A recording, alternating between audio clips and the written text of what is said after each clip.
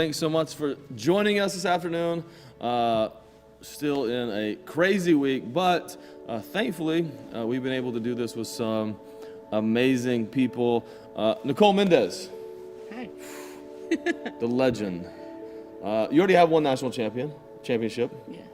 Softball player. Sorry, just said that. University of Oklahoma softball player. Good.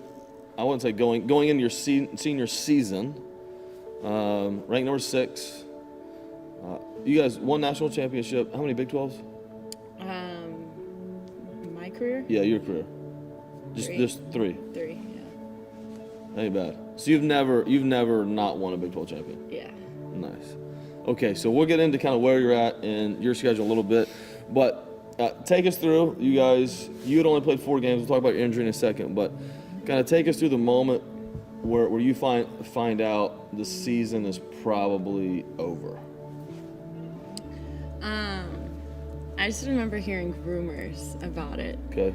And this was whenever like the Utah Jazz was in town, and like I made this scene, he touched all the microphones, and we're in our locker room, we're like, oh my gosh, like look at this, like this is crazy. And then we come back the next day and it's like everything's canceled. So it was literally a joke to, okay, this is like very real. 0 to 100 as fast as you could possibly go. It was like reeling. I don't think anybody registered it in the moment. Like it was crazy. So did you find did your coach Gasso, did she bring you guys in and say, hey, this is what's look like, or do you guys just hear from the media and realize, yeah, it's done? Yeah. So it kind of came up to us in waves. So we had a meeting with coach, and she was telling us kind of updates. Regular season's canceled. Or no. First it was championship season. There's going to be no postseason this year. And then the next day we had another meeting, and they're saying, okay, like they're canceling regular conference championship. And then the next day it was, okay, season's gone altogether. And we kind of knew it was headed that way. But even still, it was just, okay, like your season's over. Everything that you've been training for, like you're gonna have to wait a whole nother year. Like it's over, it's done. And you're just like, what?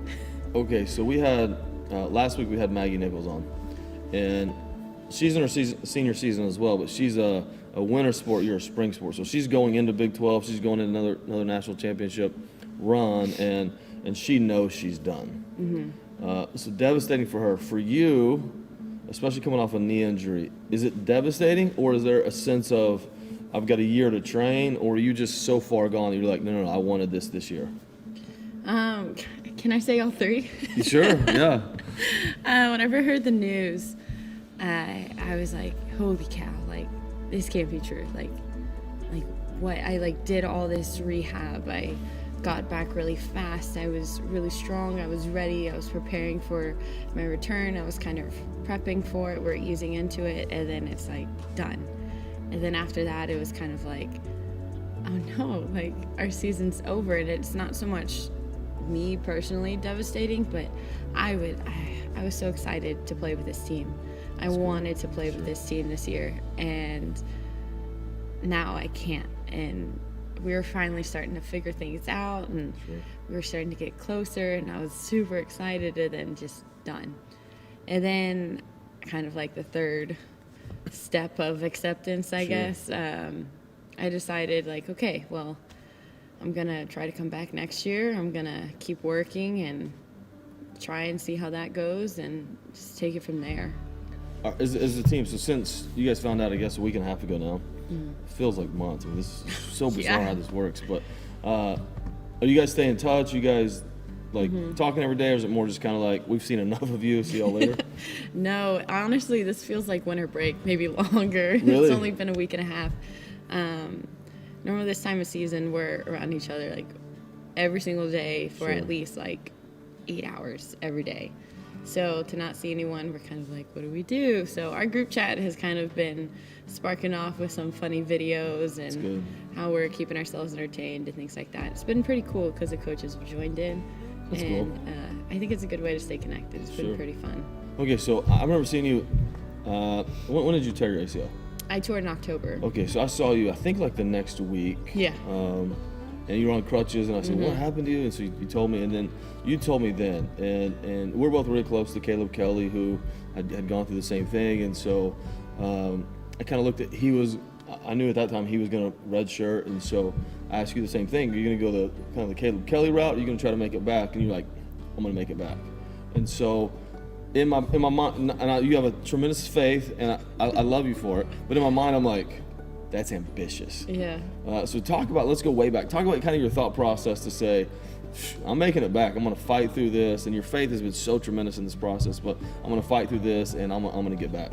So the story's a little long-winded, but it started the day I tore my ACL before practice. I remember I was waiting for a delivery or something. I was just sitting in my driveway before I drove off to practice, and all of a sudden a random thought popped up in my head. I don't think I've thought about this for about 2 years. My sophomore year of college, there was a man who spoke at FCA, and he was talking about his testimony and how he wanted to be a testament to how great God is and how much he can persevere and how strong he is and how much he can bless. And then he had this crazy story happen to him, and his is like way cooler than mine. He got like shot in the head and lived, and I was like, yeah, I just tore my ACL. But I just remember thinking about that story. I like your story better. Like, that would have been much more difficult, but it was crazy. Yeah, gosh. And I remember sophomore year, I was like really struggling mentally. And I remember saying like, oh, I want to ask for this, but I'm really scared. And junior year, I remember talking to my coach, and I'm like, I want to ask for this, but I don't want to have a situation where I go through that dark place again. And like randomly, like right before practice, I just popped back in my head like about that story. And I was like, like I think I can ask for it. Like I feel like I can ask for it. And I was like, Lord. And I asked for it, and I was like, help me be a testament to you and what you can do. And then I drove to practice, and at the very, very end of practice, I think we had like 1 out. We needed 3 outs, and practice was over. I tagged a girl, tore my ACL, got the second out, and practice ended an out early. But I just like, that was going through my head like over and over. Like I had just asked for that, and I was like, dang, like he sure answers quick on this one. You guys working quick today. I was like, might as well ask him a couple more things. No, but that's kind of been like the motivating force behind it, like the injury. And like there's been times where I'm like, this sucks, and like I've been struggling for sure, but it's kind of been like the back of my head, like my why, and like what if I do come back, like what does that say about my God, and like what does that say about what he can do? So it's incredible. I love it. Yeah. So you have how many games did you miss of the season? A lot. 20, 30? Of our short season, yeah. Yeah. So lot. You played 4. Mm-hmm. How long did it take you to hit a home run? 3 games. And then what happened the fourth? Another one the fourth? Yes. Money. Give this girl another year to train. She's gonna hit 2 home runs a game next season. It's gonna be great. Oh man, I hope so. So something else that was huge for you, that I know is a dream for almost every athlete, is the Olympics. Mm-hmm. And so you were gonna play for the Mexican national team on the softball team this year, and then they just moved the Olympics. Yeah. So for you, it almost feels like it's just like your life is taking like a year pause. Yeah. It's like everything's kind of just shifted 1 year, and so just kind of talk about that, just kind of your process with how you got on the Mexican national team, kind of your connection there, how you, obviously because you're Hispanic, but kind of the more details, right? And then then kind of what that's like, now looking at it, was this summer, but now it's another year. Yeah, one of my teammates actually told me about the coach for the Mexican national team, and he reached out and asked me to come try out for them. And one summer I was like, I don't know. And then the next summer I was like, I think it would be really fun. It'd be an awesome experience. And so this past summer I went out and I played with them in Georgia. And that heat was no joke. But so the Mexican national team practicing in Georgia? It was the USA Cup. Oh, okay. Yeah, Okay, gotcha. So there was one in USA, there was one in Peru, and there was the qualification Canada Cup in Canada, obviously.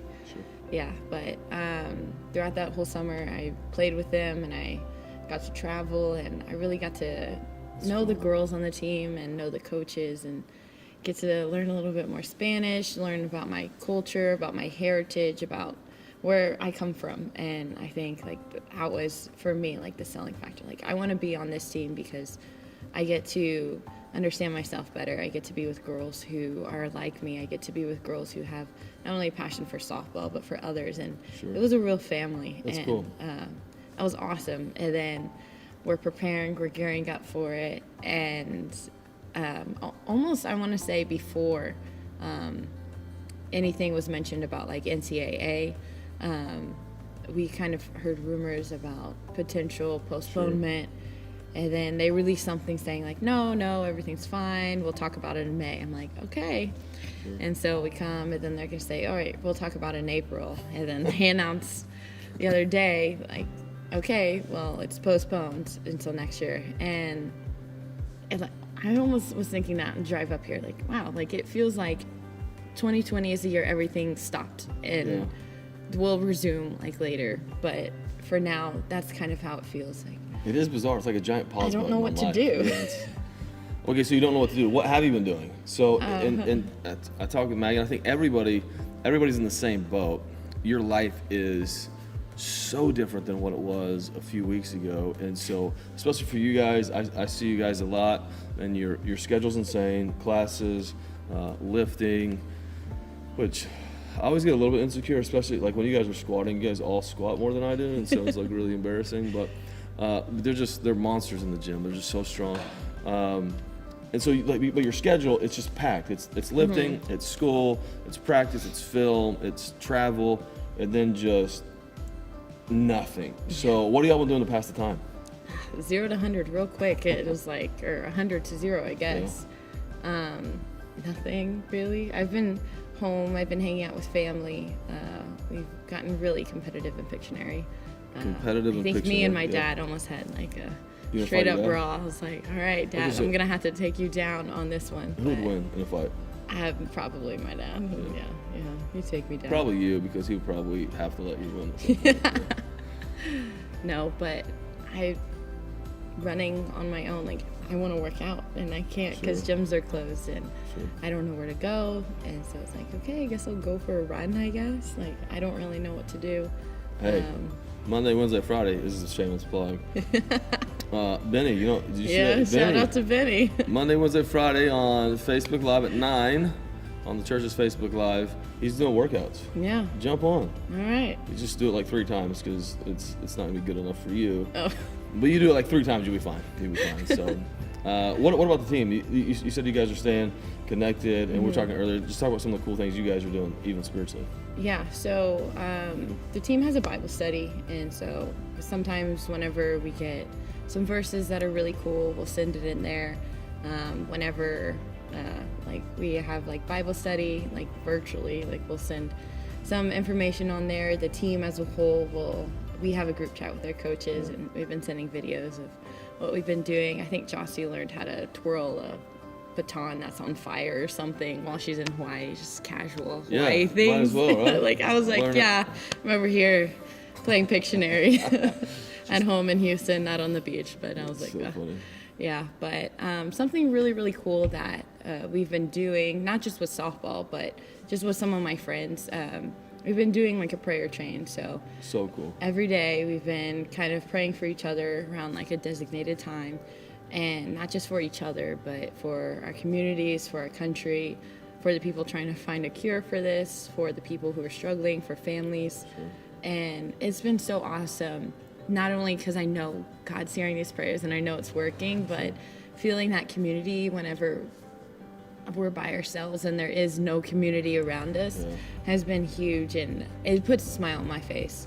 And being able to talk with those people and just like, hey, what's your prayer request? And them asking me, and us holding each other accountable, and us holding each other to a higher standard, and us uplifting each other has been awesome. It's been awesome. You feel like in this time, and I just had this thought as you were talking, I just wonder if in this time if people realize how much we've taken actual relationships for granted. I think we're so digital, and it's so like, oh, I got friends on Facebook, I got friends on Instagram, right? Whatever you guys, do you TikTok? I'm more of a watcher. I haven't made my first TikTok yet. Snapchat? Yes, Snapchat. Yeah, so That's the best way to read. I hate texting. You can reach me on Snapchat. Yeah. you young people, you call it snap me? Yeah. Is that what you said? Snap me. Snap me. Snap Yeah, me. I'm still trying. You know what Zanga is? No, what's that? Hey, comment below if you still have a Zanga or you know what a Zanga is. That was the original. What about this? Do you know what MySpace is? Yeah. MySpace is My older sister had one. yeah. It's like Zanga is like pre-MySpace. Like it went Zanga. Prehistoric. Got it. Prehistoric. Yeah. So I'm kidding. no, it's fine. I get emails from MySpace once in a while that say, "Do you want to close your account because you haven't used it in like a decade?" But I always say no, just in case. Just in case. Yeah. It like comes back. And it's just fun to say I still have a MySpace account. Yeah, You know. yeah. So I don't know Fun what email fact. it's attached to. It's like I've known you for a few years, and like your faith, the way that you play softball, the way that you carry yourself, the way that you're super open about your faith, but not just open, but also like you're passionate to help other people know God. So just kind of talk through like just broadly why your faith has been really important, but then also in the last couple of weeks how you've really kind of leaned into God even more. Yeah. So growing up, typical story of someone who's grown up in a church and done this and that, and then I started to get into travel ball, and we play Saturday and Sundays are championship Sundays, so you want to be playing on Sunday. So a lot of times I would have to miss church, and for a long period, probably from like middle school, pre-middle school to about the middle of high school, like I wasn't able to go hardly ever. And then tournaments started getting a little bit better, a little bit more regular. It was week-long tournaments instead of weekends. And we had more time to go to church, and I started getting plugged in with this one church, and I thought it was amazing. What church was it? Champion Forest. It's back Champion home in Forest in where? Houston. Houston. I like, Shout out. yeah, and amazing, and the worship, the pastors were amazing, but the Bible studies that they would have, like the life groups, amazing. That's cool. We went through studies, and we would stay with the same group all year, and we would really dive into the Word. We'd understand what baptism meant. We'd understand other religions. We'd study our own religion, and I just really grew so much in that short 2 years that I was there, and it was awesome. And for me, that kind of like lit a fire of, okay, like this is awesome and all this knowledge, and like how can I not believe it? How can I not, like, if it's in there, how can it not go through? If I really believe that, how can it not show in my actions in my day-to-day life? And then I think for me, like wanting to share it with others is the same thing. It's there, and it's so great. And in times of need, whenever I'm struggling, like I mentioned sophomore year, I would big time struggle mentally. And then that just kind of reflected in my play, reflected in my school, my relationships. It was a bad year. Yeah. And I was so blessed because I could just lean on God throughout the whole time. And then I'd get knocked down. I was like, I don't know how I can do this again. And I read a Bible verse. I remember one time my friend, she had recently gotten saved, and someone had given her a Bible, and I was like, oh, this is awesome. And she's like, what do the red lines mean? And I was like, oh, like this is like Jesus so talking cool to you. Able to explain that, yeah. I open it up, and the verse that's talking about it is saying like, I'm with you, I will never forsake you. And like through that time when I was struggling, like to read that, I just started bursting into tears. And it was like the coolest moment, because I was like, look, like this is him talking. And like even now, like I'm kind of getting, I always cry whenever I come here. I know it. I love it. No, it's cool. It's cool to see God working in you. It's great. And whenever I see that and I feel that and I see it in my day-to-day life, like how can I not want to share it and want to have someone else who may be struggling down the road or struggling right now or just lost and they don't know about God, like how can I not tell them about it? How can I not show them in the best way that I can? I'm not perfect for sure, but if I can do something that can kind of change their mind or make them think like, oh, like this is somebody who can do crazy things like bring you back in 5 months or just support you whenever you're down or give you the peace that you need whenever we're in a 2020 lockdown and the year's on pause, like I'm going to do whatever I can. Yeah. So in the last couple weeks, And every time you speak, I'm just like, yeah, like you inspire me, seriously. And I know you inspire so Thank many you. other people. Somebody asked me this question a couple days ago. It was one of our leadership college students. They said, Adam, in this time, and you know, most of us are working from the house, but we're way busier than we were because we're trying to, you know, produce a lot of content. But they said, are you leaning more into God now than you were a month ago, or like how has that shifted? And it was a good question. I hadn't really thought about it. You know, honestly, for me, I probably read less and pray 10 times more. And so, kind of in the last couple of weeks, because you have more time, because things are just so different, has the way you connect with God changed at all, or is it the exact same as what it was? I think it's definitely intensified. I mean, now I have all this free time. Like, Sure. What do I do? And so it's been really cool to like get in the Word and just like really just study. Like I think for me, like I would read, but I wouldn't study it. And so Gotcha. now I have all this free time. So like Sure. I just want to study because I don't want to study my schoolwork. So I'm going to study the Bible. But I've been able to study the Word a lot more. And kind of like what you said, like prayer has definitely jumped to the top of the list. And I think that's so cool because my attention span is like this big. Anybody who knows me, I'm super forgetful. My head goes into 20 different directions at once. So to be able to have this time where I have nothing else to do and I can just focus on this one singular thing, one thing at a time, I think it's really drawn me a lot closer. So cool. Yeah. So cool. And I want to encourage all of you watching to learn from 22. Are you 22? Yeah. She's 22, but she's got the wisdom of like an 82-year-old. And man, I really want us to learn from that. When life does pause, and I know there's a lot of fear, there's a lot of chaos, there's a lot of uncertainty, but I just want to encourage you, take this opportunity, see it as an opportunity to really connect with God, to really grow in God, to really study instead of read. And I think there's a massive difference. If people say, man, I'm not just reading, and reading is good, it's great, but to say I'm going to dig in. Now I got time to really dig in and really study, and then man, your prayer life and your time with your family. It's like I love you doing family game nights. I mean, this will be a time that I think 20 or 30 years from now, people look back and they'll say it was the worst of times and the best of times, because these are the moments that, man, I really remember getting the closest to God. These are the moments that, man, I got close to my family. Like, you'll look back at some of these times with your family when you have kids, and you'll say, we need to make sure that we have moments like this. The government may have forced us to do this, and we should be doing that. But it's like these are the moments. So thanks for being on. Of course. Tomorrow, adult worship experience, 8:30, 10, 11:31. Okay, and so I'll be live. I think at the church. But 8:30, 10, 11:31. But then kids' experiences are 15 minutes prior to. So kids' experience 9:45, 11:15, and 12:45. Those have been awesome. We're doing like a 15-minute kids' experience online prior to our worship experience, and so it's been super cool. So you can jump on the kids' experience for 15 minutes. It's great. Yeah.